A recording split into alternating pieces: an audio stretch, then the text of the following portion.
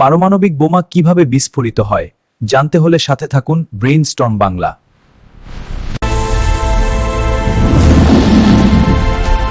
পরমাণুর ভেতরে লুকানো থাকে ভয়ঙ্কর শক্তি। নিউক্লিয়াস ভাঙলেই মুক্ত হয় বিশাল এনার্জি। একটা ভাঙলে আরেকটা ভাঙে, এটাই চেইন রিঅ্যাকশন। মুহূর্তে তৈরি হয় তীব্র আলো। তাপ এত বেশি যে সবকিছু পুড়ে ছাই হয়ে যায়। চাপের ঢেউ শহর নগর গুড়িয়ে দেয়। এরপর ছড়ায় ভয়ঙ্কর বিকিরণ। কোষ ধ্বংস হয়, রোগ ছড়ায়।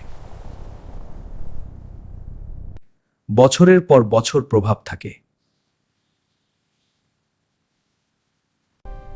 এ কারণেই পারমাণবিক অস্ত্র সবচেয়ে ভয়ঙ্কর। শান্তি ছাড়া মানবতার বাঁচার উপায় নেই। ভিডিওটি ভালো লাগলে লাইক ও কমেন্ট করুন, অন্য বন্ধুদের জানানোর জন্য শেয়ার করুন। নিত্য নতুন ভিডিও পেতে ফলো এবং সাবস্ক্রাইব করতে ভুলবেন না।